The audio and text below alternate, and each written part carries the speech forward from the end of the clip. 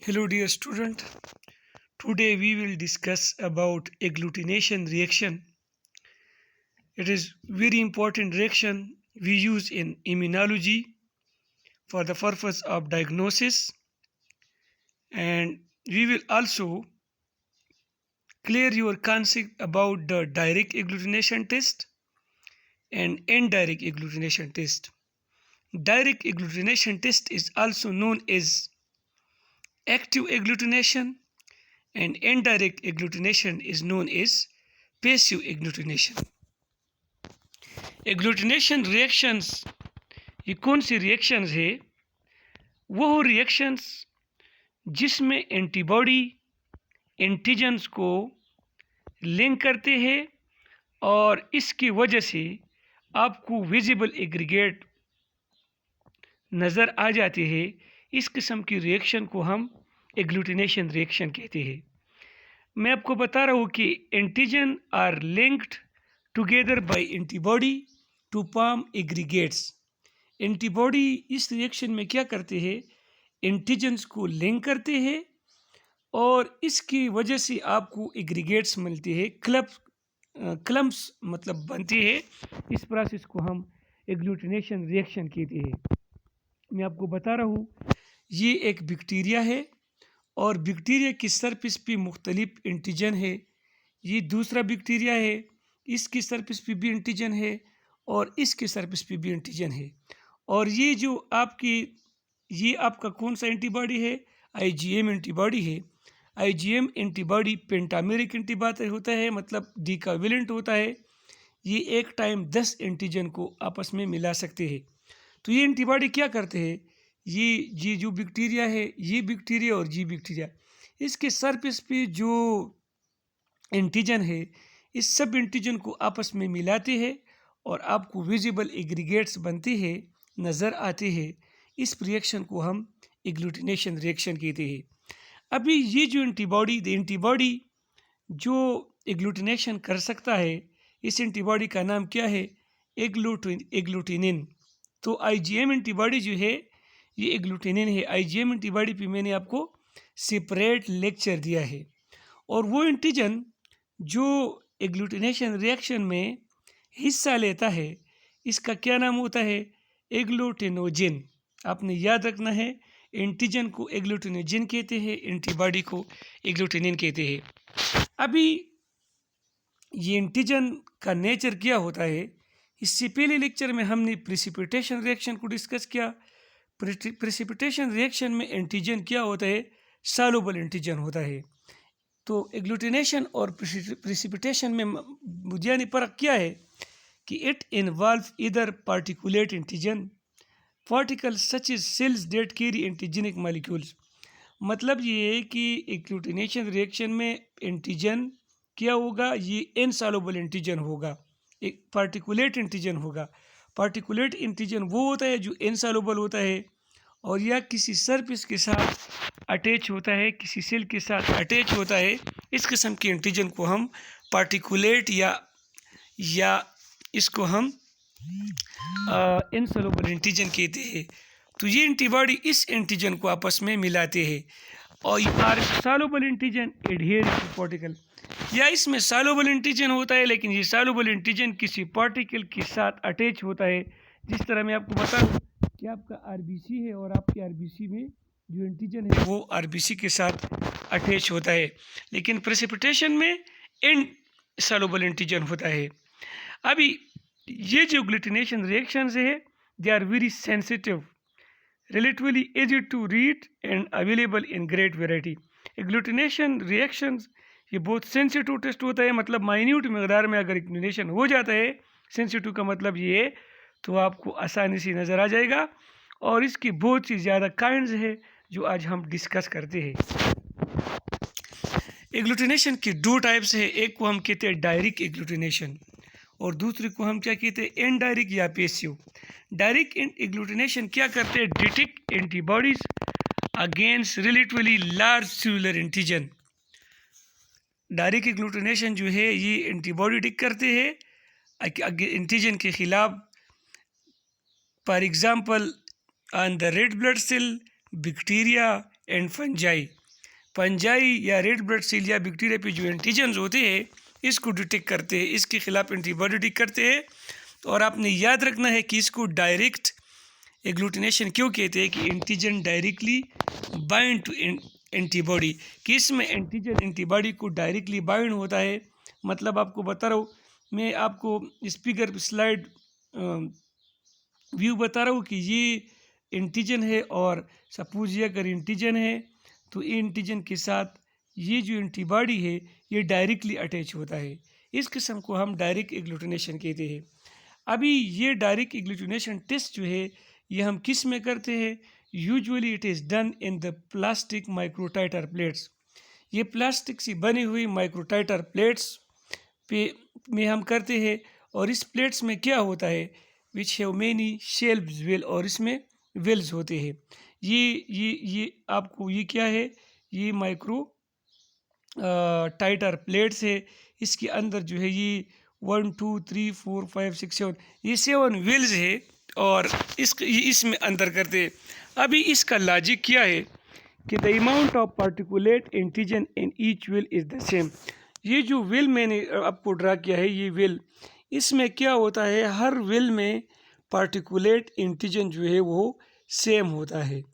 लेकिन हम क्या करते हैं, but the amount of serum that contain antibody is diluted. लेकिन आपकी जो पेशेंट का सीरम होता है जिसमें आप सस्पेक्टेड एंटीबॉडीज़ होते हैं वो हम डाइल्यूट करते हैं। किस तरह डाइल्यूट करते हैं?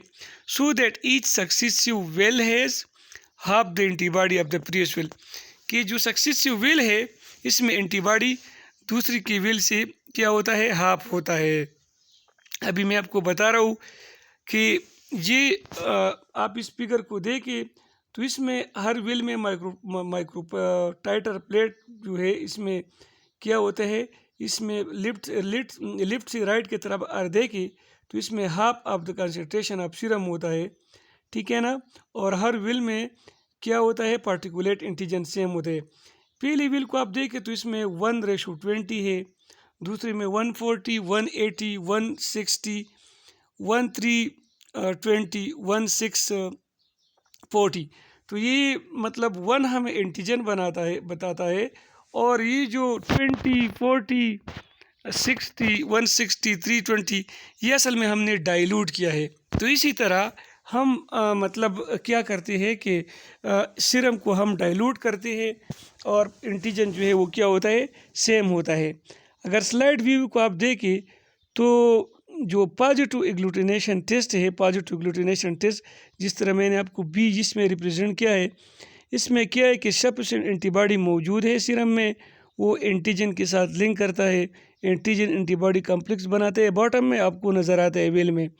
और नेगेटिव जो नॉन एग्लूटिनेशन टेस्ट है इसमें अगर एंटीबॉडी प्रेजेंट नहीं है या कम मौजूद है तो पार्टिकुलेट एंटीजन जो है क्या करता है, वो मतलब नीचे आ जाता है। इसी तरह आपको जो है एग्लूटिनेशन नज़र नहीं आएगा, ठीक है ना। और इस एग्ज़ाम्पल में एंटीबॉडी टाइटर 160 को देखें अगर आप, तो वेल जो है 160 मतलब 160 तक हमने डाइल्यूट किया है, तो मोस्ट डाइल्यूट कंसंट्रेशन जो है वो प्रोड्यूस पॉजिटिव रिएक्शन, आपको पॉजिटिव रिएक्शन बताता है। और जो मतलब एंटीजन एंटीबॉडी कम्प्लेक्स नहीं बनेगा, ठीक है ना, तो कम होगा, एंटीजन कम हो, एंटीबॉडी कम हो जाता है, तो फिर जो है वो आपको रिएक्शन नहीं बताता। ये जो टेस्ट है डायरेक्ट ये हम यूज़ करते हैं मुख्तलिफ़ बीमारियों में, जिस तरह की ब्रोसिलोसिस है जो ब्रोसीला काज करता है, एनिमल जोनोसिस बीमारी है, इसके अलावा सल्मोनेला आइसोलेट्स को हम इस पे मतलब करते हैं। आपका जुवेडाल टेस्ट है वो इस प्रोसेस पे होता है। इसी तरह जब मोर एंटीबॉडी बनेगा तो हम मोर एंटीबॉडी होगी, हम उसको ज़्यादा डाइल्यूट करेगी, तो हम इस टाइम पॉइंट तक ये लेके आएगी कि यहाँ पर इनफ एंटीबॉडी नहीं होगा एंटीजन के साथ कि वो रिएक्ट करेगा। This is the measure of titre, इसको हम क्या कहते हैं, measure of titre or concentration of serum antibody. इसको हम सीरम एंटीबॉडी की कंसंट्रेशन कहते हैं, मतलब 160 320 वगैरह वगैरह, इसमें क्या है आपका एंटीजन, और ये जो सीरम में डाइल्यूटेड सीरम है इसमें आपको ये एंटीबॉडी बनाता है। इन्फेक्शस डिजीज़ में जनरल हम क्या करते हैं, higher the serum titre, suppose serum का टाइटर अगर ज़्यादा हो जाता है, मतलब 130 160 होता है, मतलब डाइल्यूट है, तो इसमें क्या होता है, तो इम्यूनिटी डिजीज़ में ज़्यादा होता है। लेकिन ये एंटीबॉडी अलोन आपको मतलब इसका यूज़ कम है डायग्नोसिस ऑफ इलनेस के लिए। There is no way to know whether the measured antibody were generated in response to the immediate infection or to earlier illness। मतलब कोई इस तरह तरीक़ा नहीं है कि ये हमें मजर करे एंटीबॉडी कि ये रिस्पांस जो इमीडिएट इन्फेक्शन को या अर्ली इन्फेक्शन को मजर करे। डायग्नोस्टिक पर्पस के लिए हम क्या करते हैं कि rise in titre is significant, मतलब ये टाइटर का ज़्यादा होना सिग्निफिकेंट है कि titre is higher in later in the course of the disease than in its outset. Also, it can be demonstrated that the person's blood has no antibody titer before the illness, but has a significant titer while the disease is processing. This is called seroconversion. Is also a diagnostic. अभी ये कि हम demonstration कर सकते हैं कि person के blood में अगर एंटीबॉडी नहीं थी टाइटर बीमारी से पहले, लेकिन सिग्निफिकेंट टाइटर फिर शो हुआ है जब डिजीज़ प्रोसेसिंग में होता है, मतलब डिजीज़ पिक पे पहुंच जाता है, तो इस चेंज को हम सीरो कन्वर्जन कहते हैं।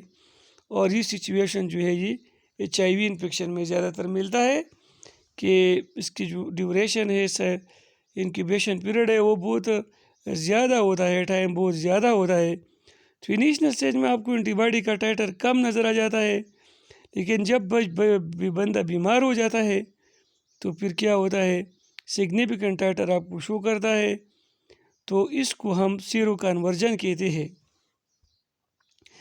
इनडायरेक्ट या पैसिव एग्लूटिनेशन टेस्ट क्या करते हैं, टेस्ट डेट एंटीजन, इसमें क्या होता है कि not directly react with the antibody encoated with the latex such RBC।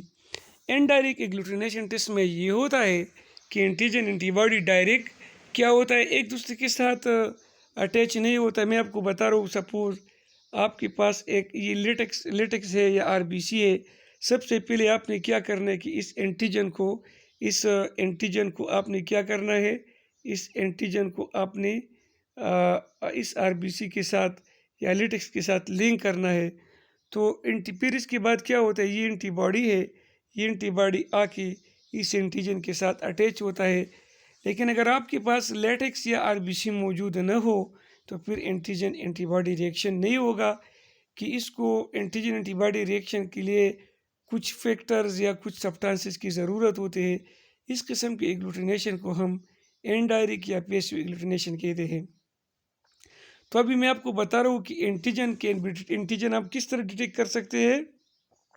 जब एंटीजन एब्जॉर्ब करते हैं किसी पार्टिकल के साथ, जिस तरह की बेंटोनाइट क्ले है या मोस्ट अपन लेटेक्स पेयर्स होते हैं, ठीक है, तो इसके साथ पहले ये अटैच करते हैं, तो अटैचमेंट के बाद फिर जो है आप एग्लूटिनेशन नज़र आएगा।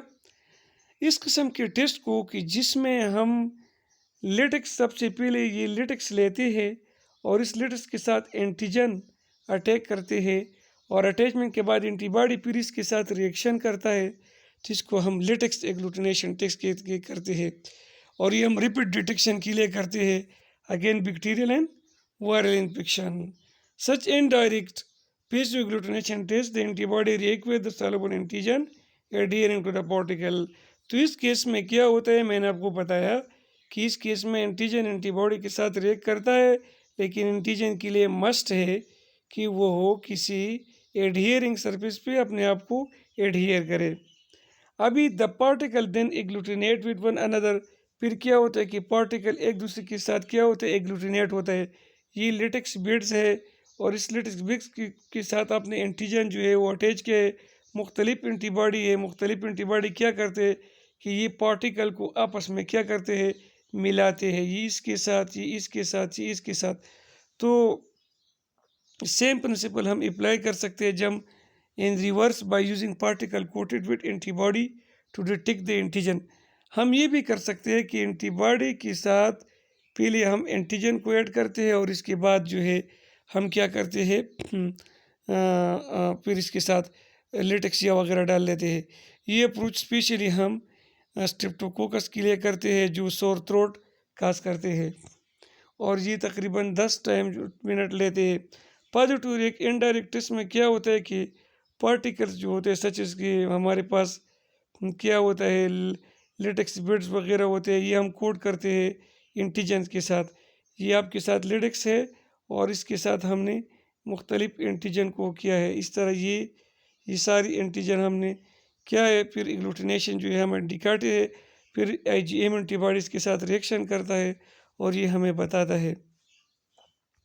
तो ये आपका हो गया। इसी तरह दूसरी केस में आप भी जो है इनडायरेक्ट में क्या करते हैं, पार्टिकल हम कोटेड करते हैं सबसे पहले एंटीबॉडी पे हमने कोट किया है पार्टिकल्स, और फिर इसके बाद क्या होता है कि हमने फिर जो है लेटेक्स बिट के साथ रिएक्शन करते हैं। उसी तरह आपको क्लम नज़र आते हैं। इस किस्म के रिएक्शन को इनडायरेक्ट कहते हैं।